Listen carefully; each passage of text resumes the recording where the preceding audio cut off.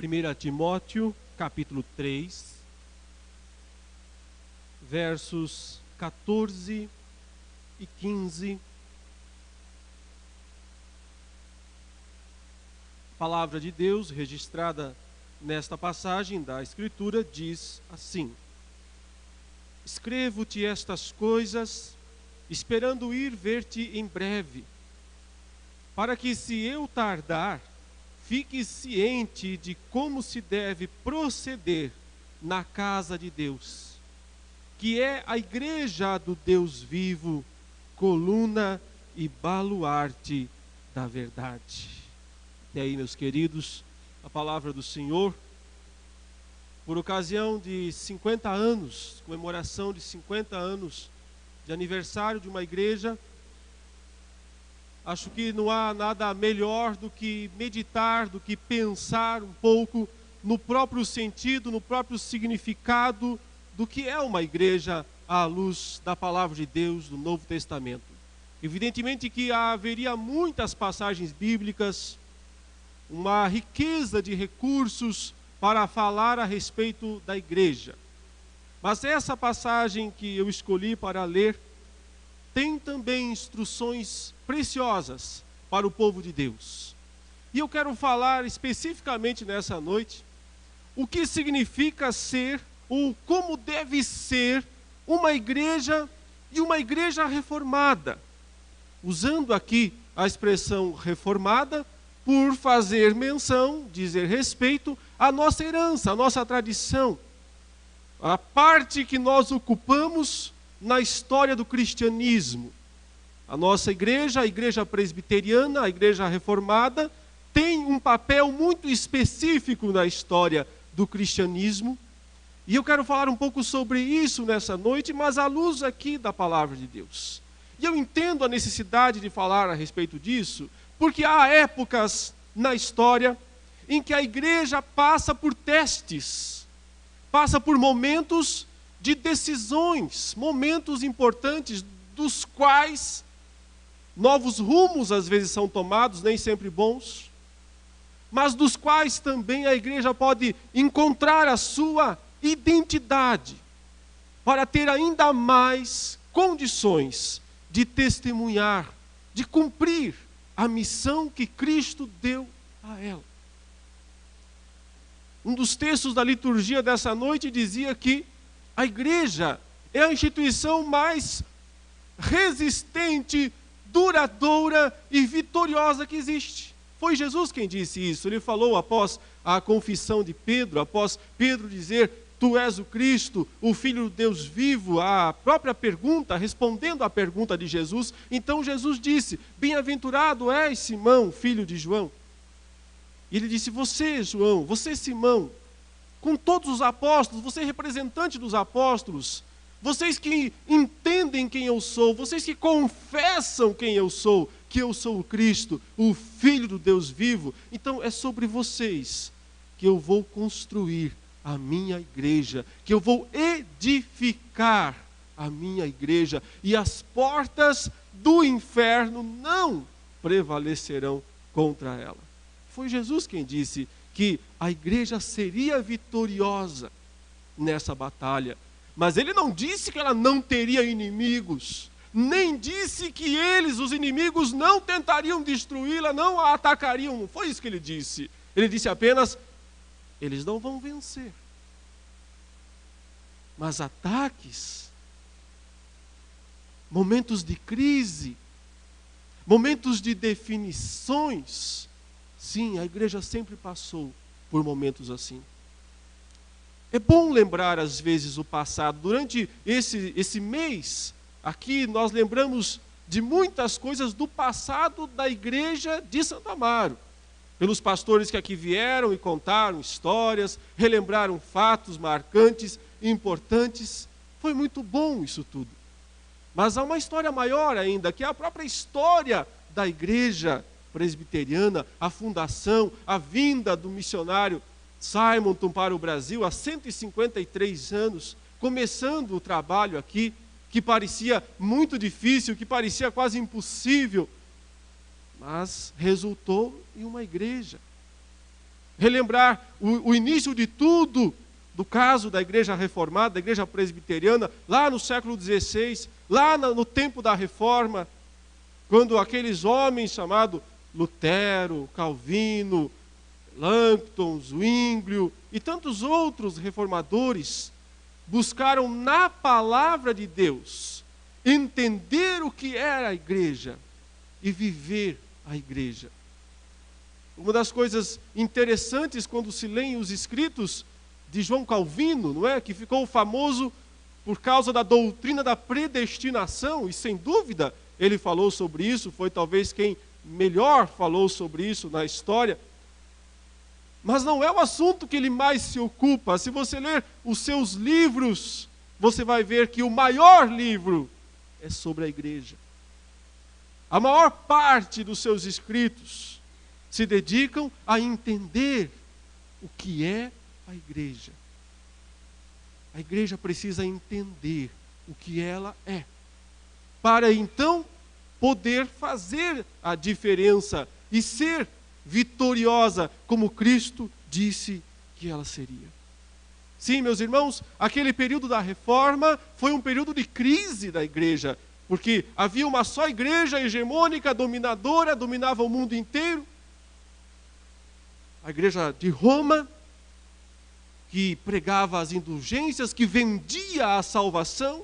As pessoas compravam com dinheiro o direito de entrar no céu, ou melhor, de sair do purgatório para poder ir para o céu, sustentando suas doutrinas, não nas Escrituras, mas em 3 fontes de autoridade. Se você quer saber qual é a diferença da Igreja Católica para a Igreja Reformada, é muito simples. A Igreja Católica sustenta suas doutrinas em 3 fontes de autoridade, a Igreja Reformada em apenas uma. Para a Igreja Romana, a Bíblia é autoridade, mas é só uma autoridade. A tradição é outra, as decisões dos concílios têm tanto poder, têm tanta validade, têm tanta autoridade quanto a Bíblia.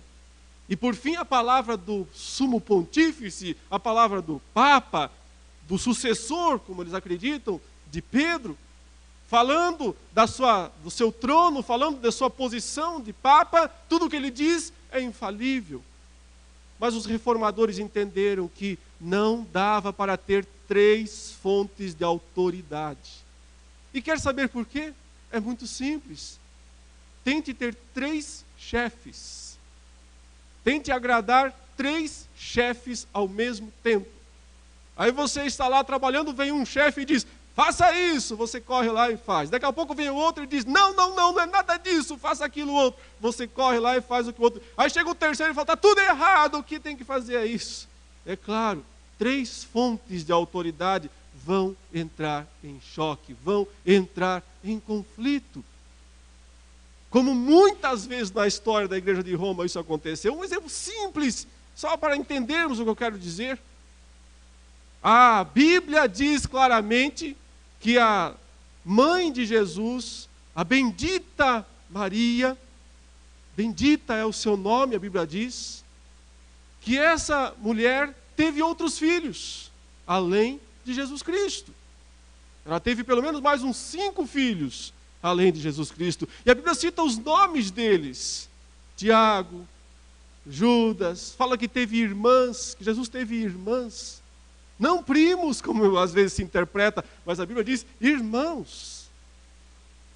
Mas a decisão de um Papa foi dizer: não, ela nunca teve outros filhos, e mais, ela nasceu, viveu e morreu virgem. Pronto. Uma fonte de autoridade se chocando com a outra. Com qual se fica? Se fica com a palavra do homem. A Bíblia nada diz a respeito de Maria, por exemplo, ter sido arrebatada aos céus, assunta aos céus, não há lugar algum nisso. Mas a tradição romana entendeu por dizer que sim, que Maria não morreu, que ao final da sua vida ela foi levada aos céus, com corpo transformado, glorificada, e foi assunta aos céus. Aí o dogma da Assunção de Maria, que saiu só no século XX, esse dogma, oficialmente falando. Não há nada na Bíblia, mas quando você tem 3 fontes de autoridade, elas vão brigar, elas vão se chocar, elas vão se contradizer. Não dá para ter 3 chefes. Até temos, né, no dia a dia, na realidade, mas fácil não é atendê-los.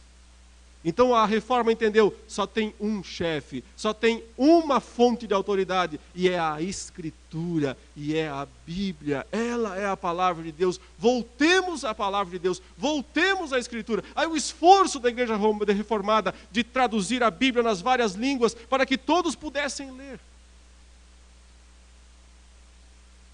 Para que todos pudessem compreender a palavra de Deus, a única fonte de autoridade. O século XVI foi um período de teste, de transição, de grande dificuldade, mas hoje não é diferente. Nós vivemos outra vez dias em que a igreja precisa entender o que ela é, o que ela crê, e ter firmeza nessas coisas. Porque no mundo confuso da pós-modernidade, que se diz, no caos das seitas modernas, na misturança das igrejas da televisão, as igrejas da TV, a misturança tremenda que há nesse sentido, a confusão de doutrinas, de ensinos, de liderança.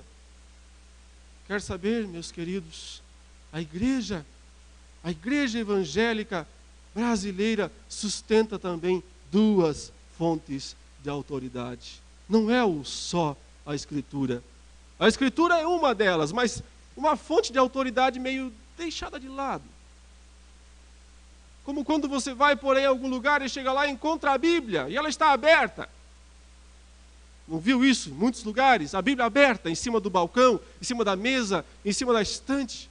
E você se aproxima e vê aquela página do Salmo 91, ou 90, conforme for a versão, amarela, gasta, empoeirada. Mas se você virar uma página, está branquinho.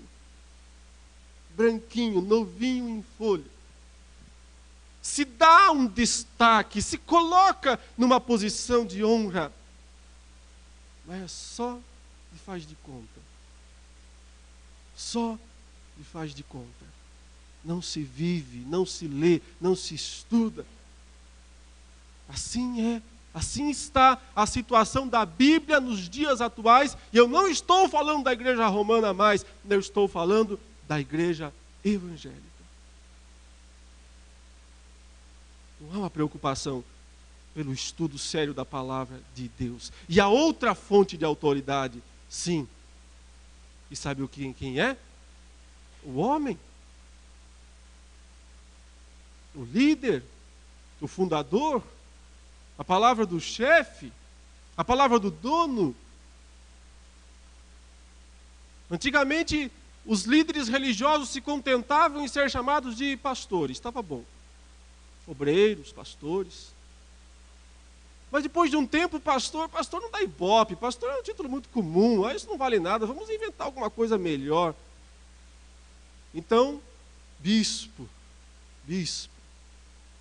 como se bispo fosse maior do que pastor. Na palavra de Deus é a mesma coisa, bispo, presbítero, pastor, mesmo cargo.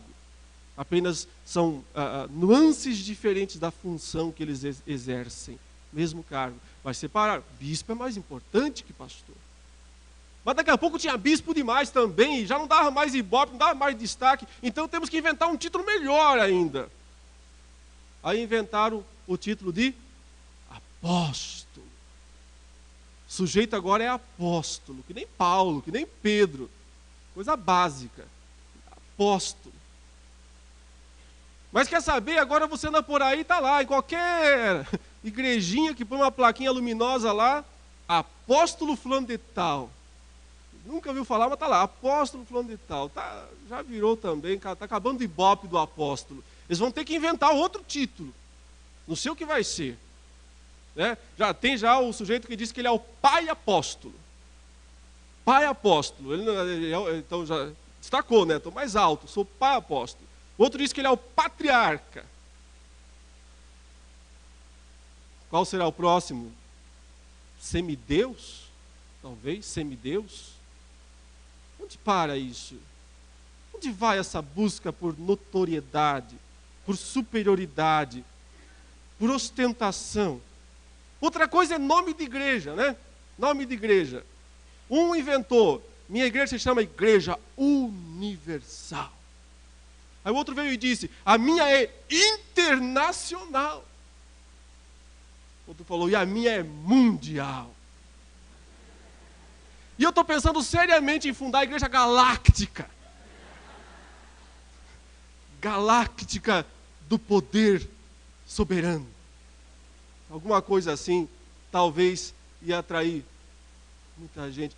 Por que essa necessidade de estar ocupando mais espaço do que os outros?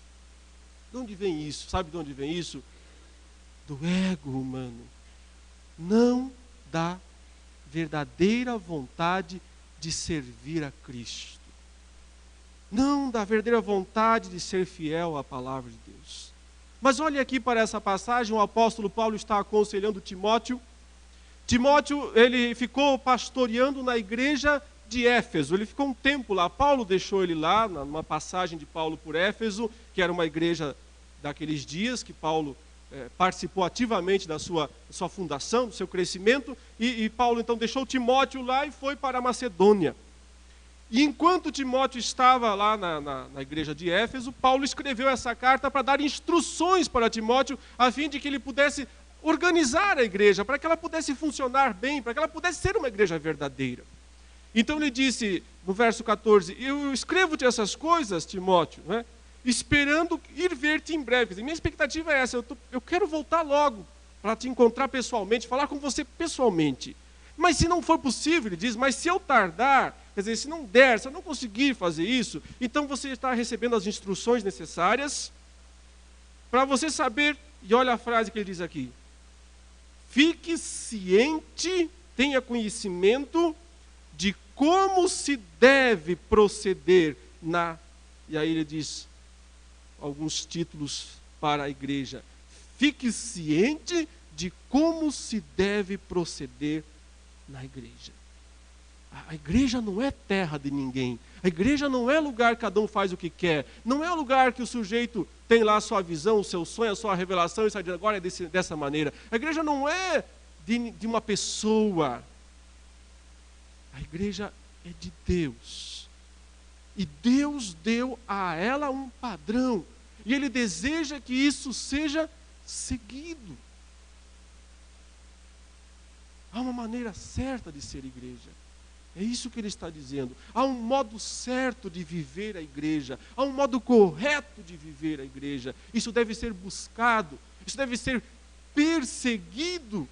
Não é apenas juntar pessoas. A igreja precisa viver da forma correta. Há um procedimento correto para a igreja, é isso que ele está dizendo aí. E isso é necessário, ele fala, esse procedimento correto é necessário porque a igreja é a casa de Deus, porque ela é a igreja do Deus vivo, porque ela é coluna e baluarte da verdade. E são esses três aspectos aqui que eu quero destacar nessa noite, para nós tentarmos entender o que é ser, como uma igreja reformada deve ser, deve viver. Já que enfrentamos dias de tanta confusão, dias de tantos enganos, de tantos desvios, de tantos abusos, e note bem, desvios, abusos, para lá e para cá, tanto no sentido desses super pregadores que aparecem por aí, e que pregam loucuras e que levam as pessoas a fazerem loucuras. Acho que todos ouviram falar de uma loucura, não é tão recente, mas enfim, o sujeito ele estava lendo a Bíblia e aí ele entendeu, né, que Jesus é o leão da tribo de Judá. E isso foi um bom entendimento, porque Jesus é mesmo o leão da tribo de Judá. Mas o que veio depois? E aí ele entendeu que o leão, ele marca território. que é dele, ele vai lá e marca território. Mas ele marca território, o leão marca território urinando na área que ele considera dele. Ele faz xixi lá nas árvores, nos lugares, e então essa era do domínio dele. Esse pastor teve esse entendimento espiritual e fez o seguinte: alugou um helicóptero na cidade de Londrina, encheu os tanques, não me pergunte do que, encheu os tanques e derramou xixi na cidade de Londrina, lá do helicóptero.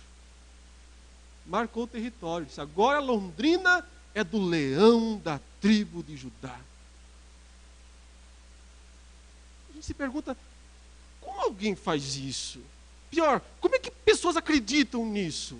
Só tem uma explicação: loucura, cegueira, coceira nos ouvidos pelas fábulas.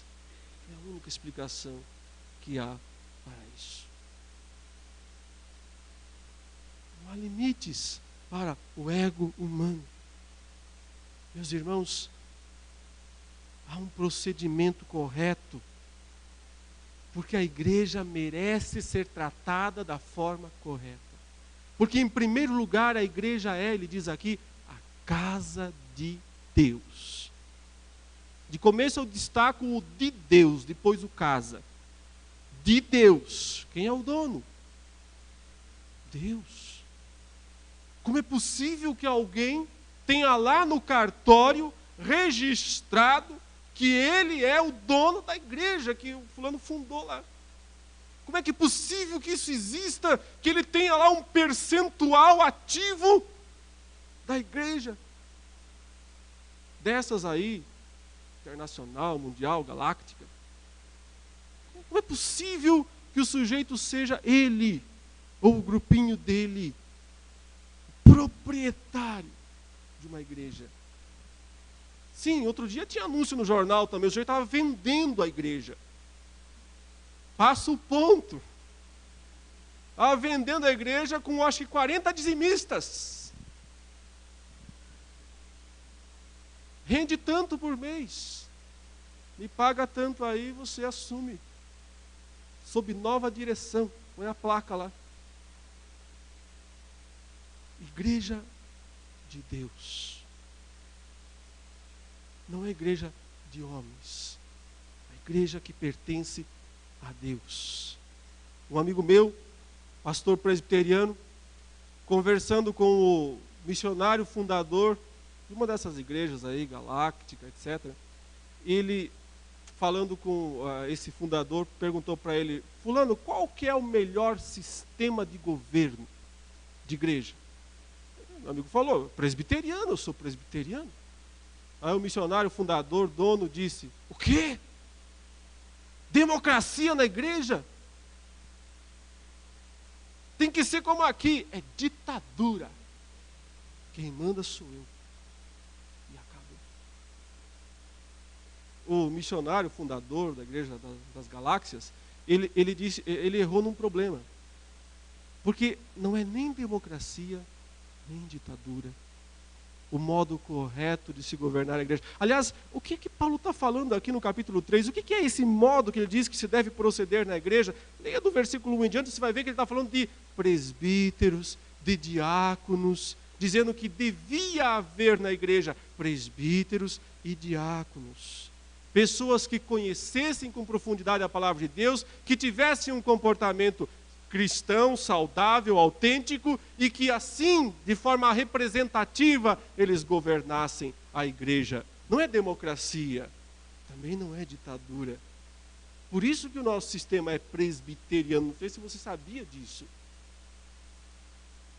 Mas a Bíblia fala que a igreja deve ser governada pelos presbíteros, que por sua vez são escolhidos pelo povo. Por isso que é um governo representativo. Ele diz, esse é o modo como se deve proceder na casa, porque ela é de Deus. Quem governa mesmo é Deus, não é o homem, não são nem mesmo os presbíteros e diáconos. eles têm que estar atentos para fazer a vontade de Deus. E a vontade de Deus está revelada onde? Na sua palavra, na palavra de Deus. Agora deixa eu falar sobre casa.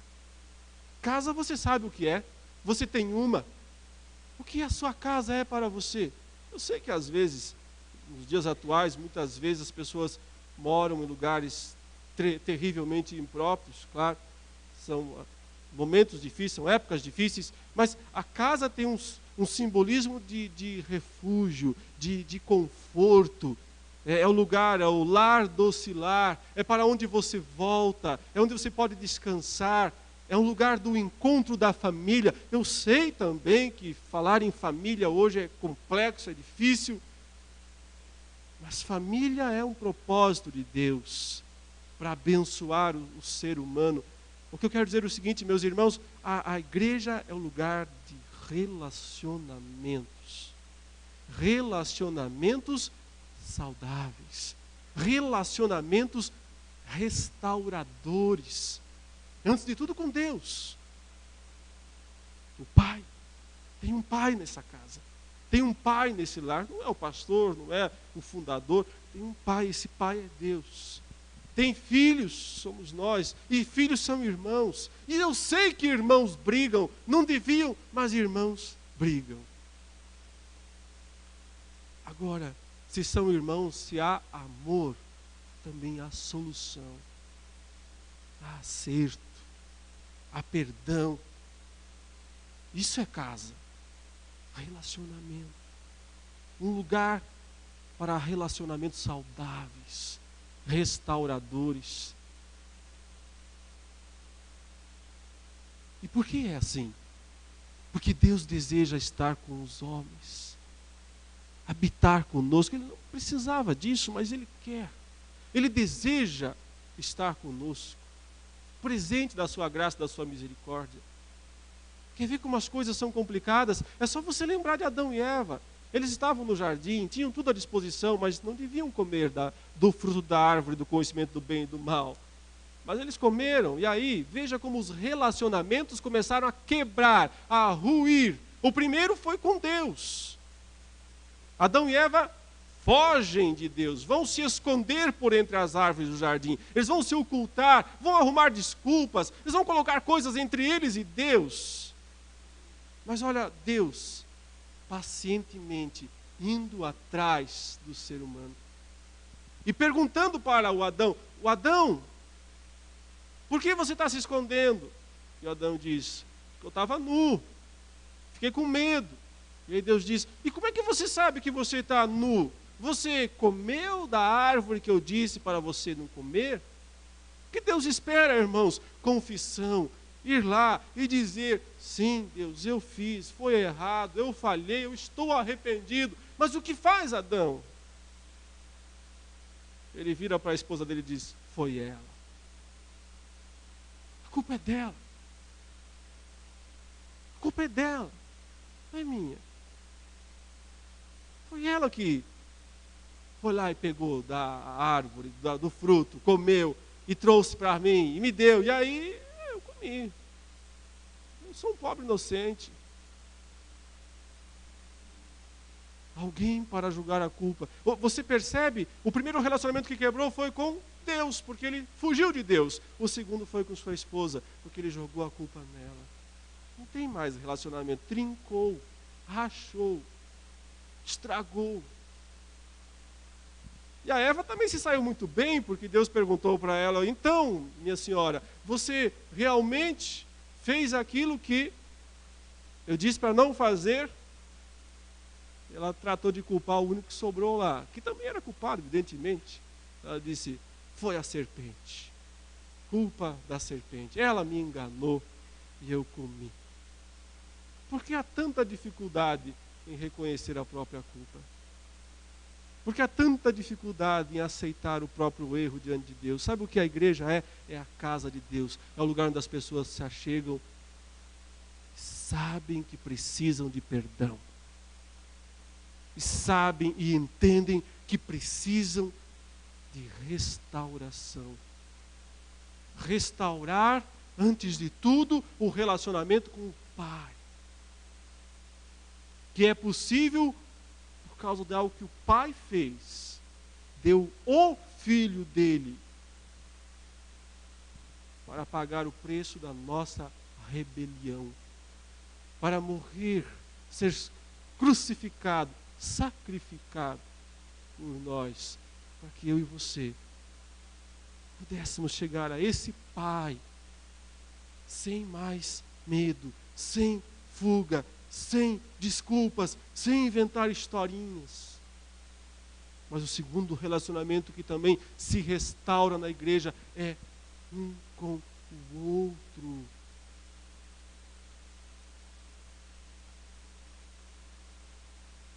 Quando eu vejo nos dias atuais tantas pessoas,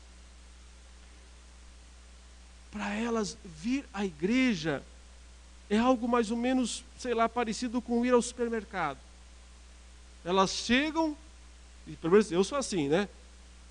Não vejo a hora de ir embora, para não dar muita conta no cartão. Eu entro no supermercado, já quero voltar, quero sair. Minha esposa não, ela gosta de ficar passeando nas gôndolas. Não que ela seja assim, gosta de gastar. Parece isso, sabe? Cumprir um papel, quanto mais rápido melhor, vamos embora, e agora domingo que vem, ou talvez daqui uns 15 dias. Cadê o relacionamento? Cadê o envolvimento? Cadê o compartilhar? Onde está a família nessa história? Não existe família assim. Ou melhor, existe.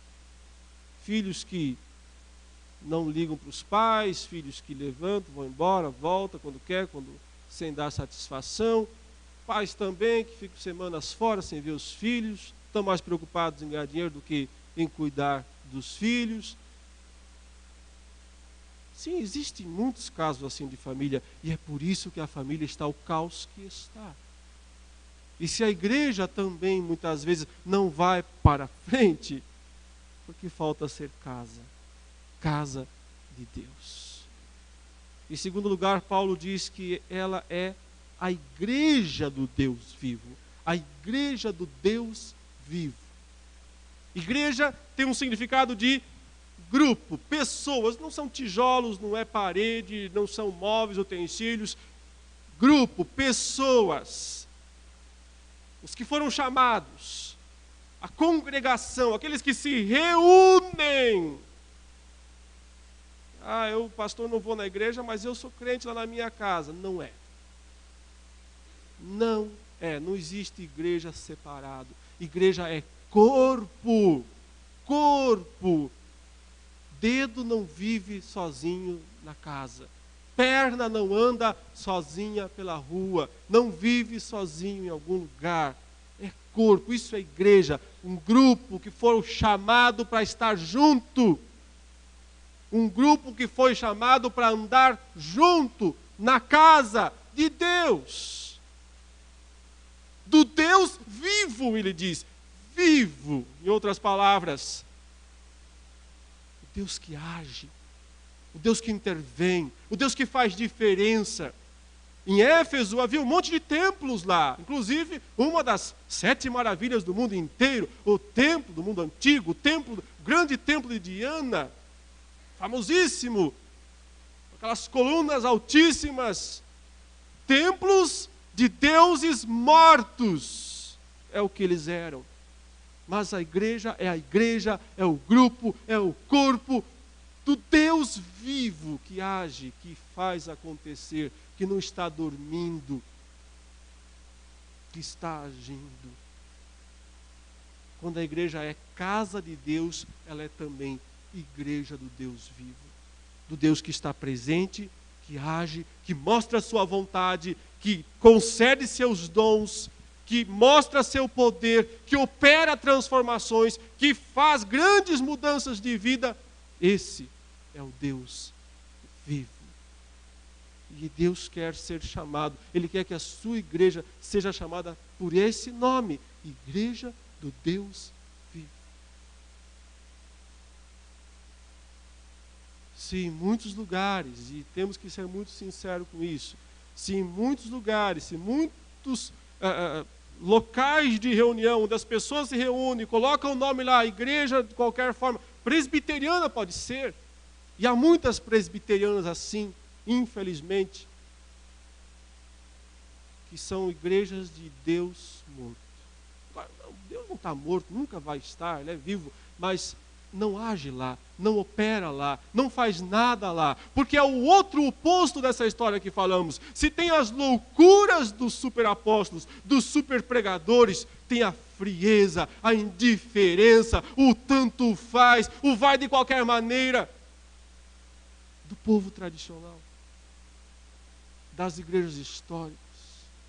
Ou o legalismo, ou a ênfase em coisas secundárias, a preocupação com minúcias, com detalhes insignificantes, que não ajudam, que só atrapalham. Engolem o camelo, tentando filtrar o mosquito, é o que Jesus disse. É o outro lado, é o outro extremo, tão ruim quanto, tão errado quanto. E se Deus não age nesse lugar, e se Deus não trabalha nesse lugar, aí às vezes eles dizem, o que importa é qualidade, não importa quantidade. O que importa é qualidade, não importa quantidade. Isso é um silogismo falso, porque qualidade gera quantidade. Qualidade, se de fato há crentes verdadeiros que vibram pelo Evangelho, que pregam, que testemunham o Evangelho, vai haver quantidade. Atos 2. Perseveravam na doutrina dos apóstolos, no partir do pão, nas orações, em cada alma havia temor, muitos prodígios e sinais eram feitos por intermédio dos apóstolos, todos os que creram estavam juntos, tinham tudo em comum, etc. E a cada dia o Senhor acrescentava-lhes o Senhor, dia a dia, os que iam sendo salvos. A igreja crescia. Claro que nós não estamos querendo crescimento mais ao estilo inchaço, mais ao estilo multidão que vem atrás de bênção, mais ao estilo multidão que segue o apóstolo, não sei de quem. Nós não queremos isso, nós queremos discípulos, pessoas que querem conhecer o Deus vivo e querem viver o que o Deus vivo quer que elas vivam, na casa de Deus. Mas qualidade gera quantidade, porque qualidade que vai minguando, falsa qualidade. Sem aqui, é claro, desconsiderar os propósitos soberanos de Deus.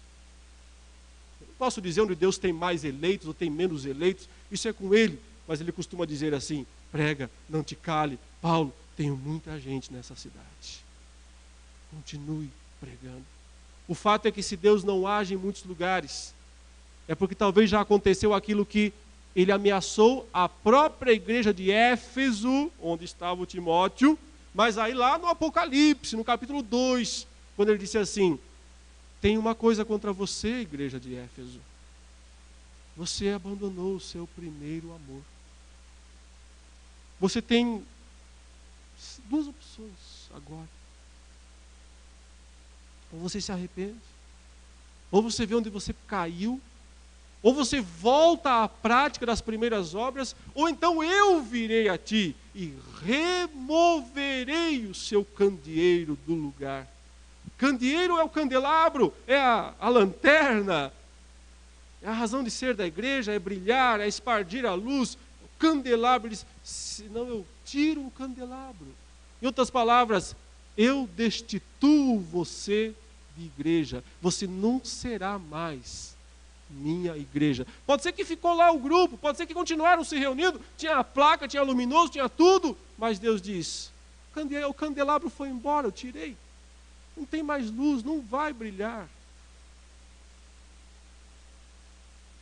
Se perde o amor verdadeiro, o amor da casa, dos irmãos, por Deus, não tem brilho, não tem luz. Em terceiro lugar, ele disse que a igreja é coluna e baluarte da verdade. Coluna e baluarte. São dois termos muito sinônimos. Ambos dão a ideia de aquilo que sustenta, um pilar. Você vê essas paredes, você não enxerga as colunas, mas se elas não estivessem aí, essas paredes não ficavam em pé. Tem que ter colunas que sustentam alguma coisa. Lá em Éfeso havia um grande templo com colunas extraordinárias, todas trabalhadas, aqueles pilares dos templos gregos famosíssimos. Mas era interessante porque aqueles pilares praticamente sustentavam um teto bem baixinho, não tinha nada lá em cima. Eles eram um fim em si mesmo. O que se queria era que vissem os pilares. As pessoas passam lá e viam as colunas. Poxa, que coluna fantástica, mas não tem serventia nenhuma. Ela só está ali para ser um fim em si mesma, um enfeite. Ele diz que a igreja não é um fim em si mesma, ela é uma coluna, ela é um pilar que sustenta em cima a verdade. E aí voltamos à Bíblia. Porque o que é a verdade? Jesus disse, a tua palavra é a verdade. Aí voltamos ao início. Qual é a fonte de autoridade? São três? Não existem três verdades. Isso é relativismo, isso é pós-modernidade. O que existe é uma verdade. E Jesus disse, é a tua palavra, é a palavra de Deus. A igreja sustenta, portanto, ela é a sustentadora, ela existe para manter alto e bem elevado o conceito de verdade no mundo, e bem firme, e bem fortificado contra todos os ataques. Essa é a responsabilidade maior da igreja. Não é negociar com o mundo para tentar ver se consegue trazer alguém. Não é tentar agradar o mundo, não é tentar dançar a música do mundo, para tentar ver se consegue trazer alguém do mundo. É sustentar a verdade da palavra de Deus. E assim, fazendo diferença, cumprir a sua missão no mundo. Se tem coisa que é atacada nos dias de hoje, é a verdade. Porque Jesus disse muito bem que tem um tal de mentiroso, que ele é o pai da mentira. E ele disse que o mundo gosta muito da conversa desse tal pai da mentira. O mundo ama a mentira. O mundo, Jesus disse, odeia a verdade. Porque odeia a Cristo, que é a verdade.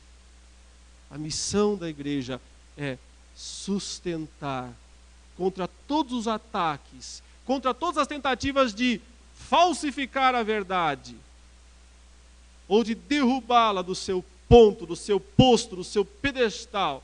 A igreja tem que sustentar essa verdade no mundo.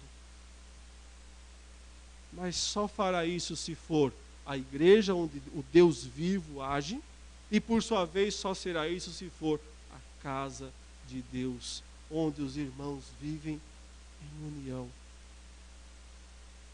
Aqui está o conceito de igreja defendido pela palavra do nosso Deus. Como uma igreja reformada nos dias de hoje deve viver? Primeiramente, meus irmãos, resgatando esse conceito de casa de Deus. Sentir prazer, sentir alegria de estar na casa de Deus. Aumentar a intensidade dos relacionamentos. Porque a maioria de nós só conhece a nuca, né, do irmão, porque ele senta na frente.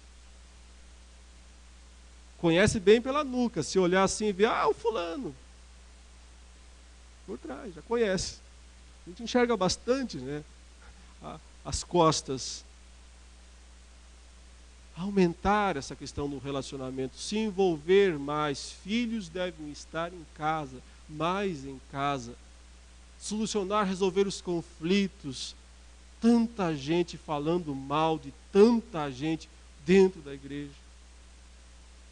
Tanta gente acusando, fofocando, caluniando os outros dentro da igreja.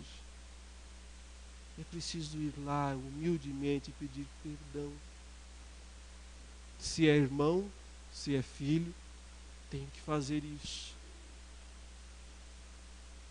Tanta gente vivendo assim, como aquele filho que mora fora de casa. De vez em quando não aparece. Perdendo o valor da família de Deus, da casa de Deus. De que maneira mais? Sendo igreja, vivendo intensamente, buscando ao Deus vivo com intensidade, para que o Deus vivo continue agindo, para que o candelabro continue brilhando, para não virar uma peça de museu. Continuar agindo, continuar brilhando, continuar servindo, nós precisamos intensificar isso. Igreja é corpo. Corpo é composto de membros. Membros ausentes fazem muita falta. Muita falta. Quer ver? Faça um teste. Corte fora. Arranque um olho. Arranque um dedo. Arranque uma orelha. Faz falta, é só uma. Tenho duas. Um dedinho, tem 10. 10 nos pés, 10 nas mãos. Dá para jogar um fora tranquilamente.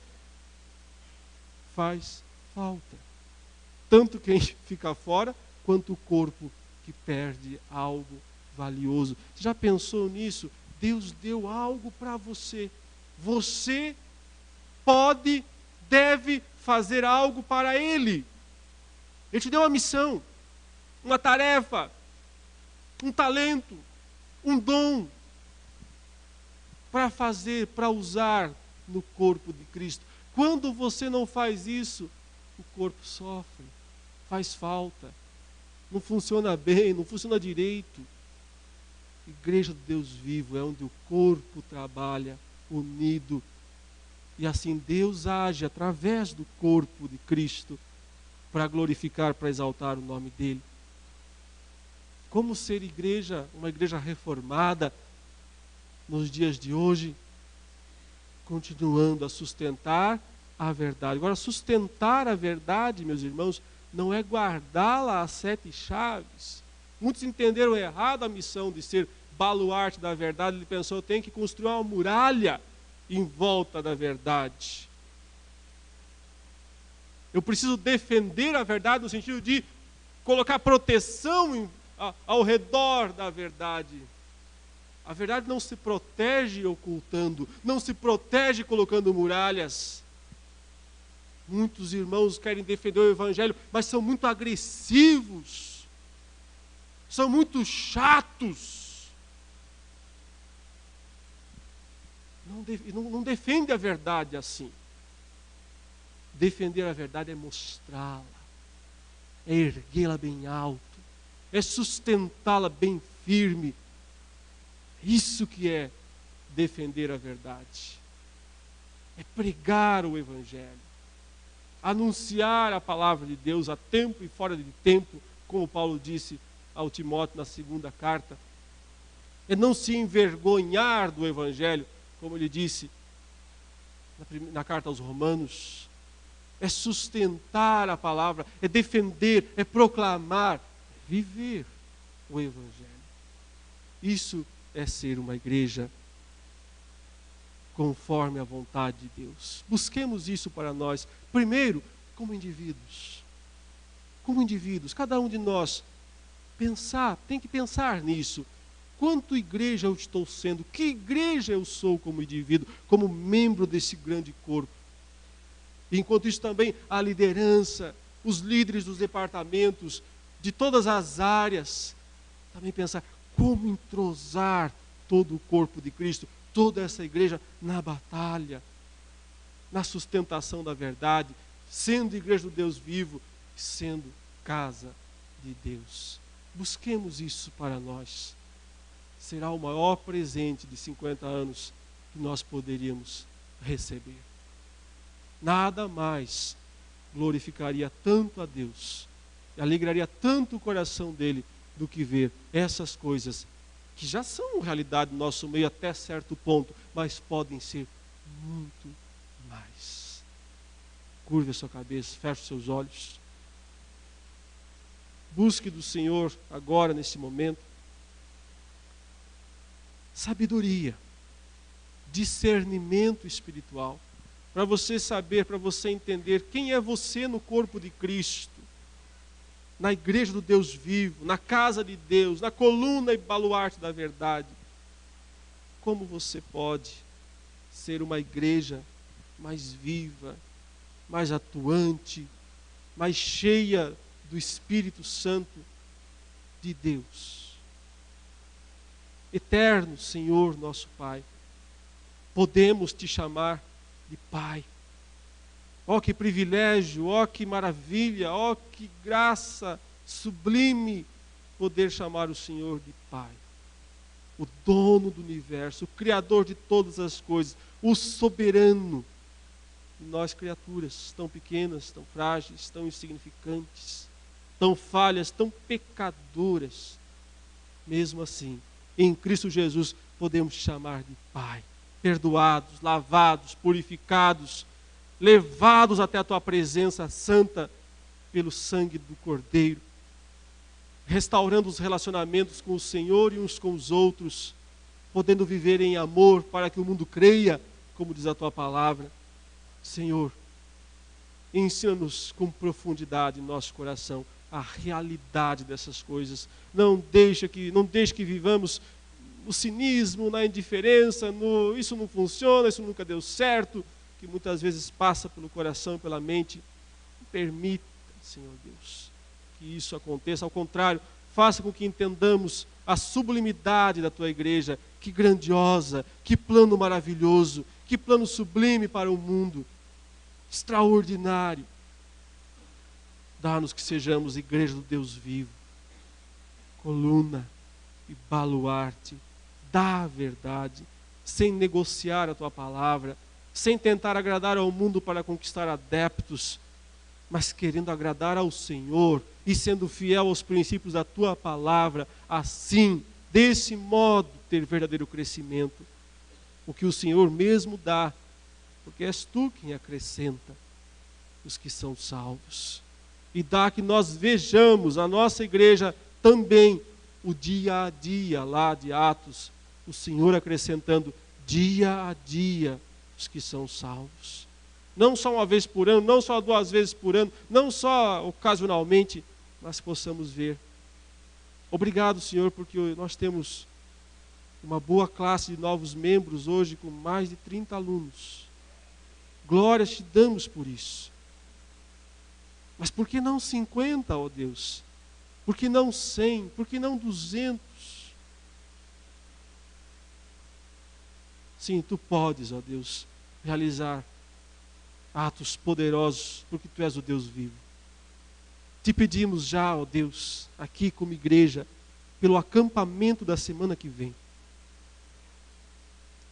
Senhor, mais de 160 pessoas lá. Dessas, muitas que não conhecem o Senhor como Salvador. Que oportunidade, Deus, será essa de ver vidas sendo trazidas aos teus pés. Queremos ver, Senhor, a ação do teu Espírito, que possamos ver o resultado disso na próxima semana. Não para que nos exaltemos, nos gloriemos, nos achemos melhores do que os outros, que não somos, mas para que, com o coração transbordante de gratidão, reconheçamos toda a honra, toda a glória, todo o louvor pertencem a Ti, ó Deus. Em nome de Jesus. Amém.